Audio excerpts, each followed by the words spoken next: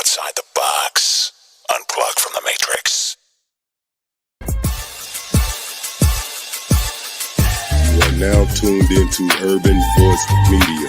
Hey guys, we're at Third Phase Oils here in Charlotte at 24th Street here. If you haven't had a chance to come down to Third Phase Oils, this is the warehouse. We're going to go ahead and do an interview with Wood, the owner, creator, the doctor of bringing oils to the Carolinas here in Charlotte. Y'all guys, sit back, relax. Another session at the round table. Now tuned into Urban Force Media.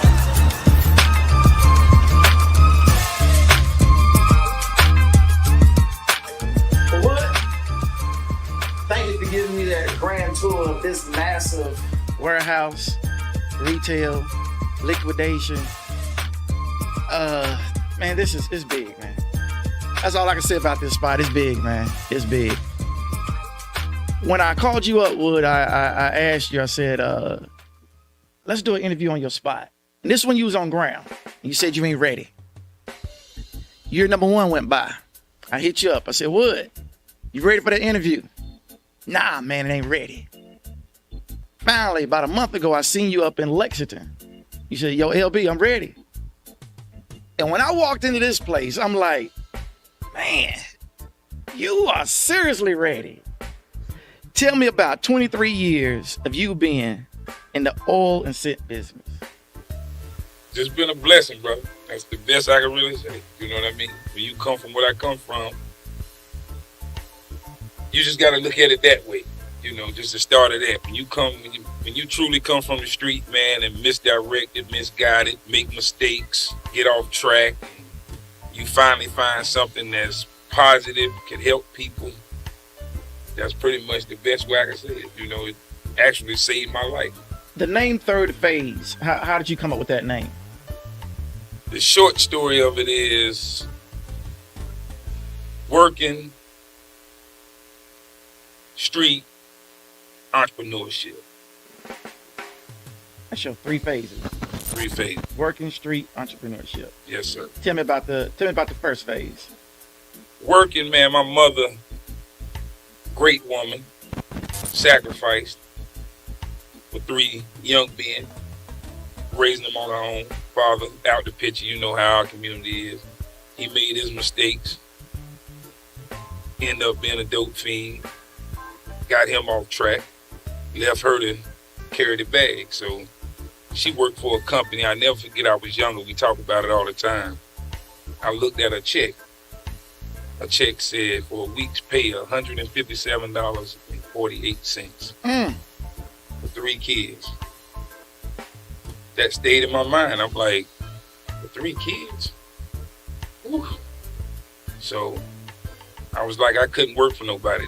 When I got in trouble, I'm originally from South Carolina, got in trouble, they migrated me to Burlington, North Carolina, then I went to Richmond, Virginia, and then I went to D.C.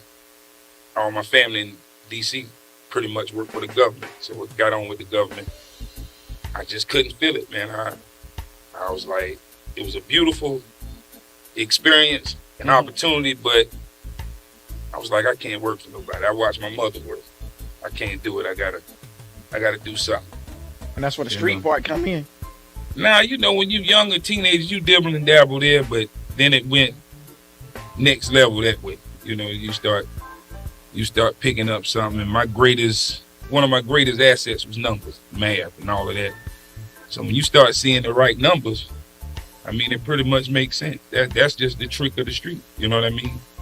When you see something that you can't go clock in and make, that's a game changer. So it's hard to change somebody's mind after they cross the line. You know what I mean? So how did the third phase come into play? Well, you know, just the entrepreneurship, man, and, you know, the street is destruction. You know what I mean? You destroying somebody else to gain your personal gain. You know what I mean?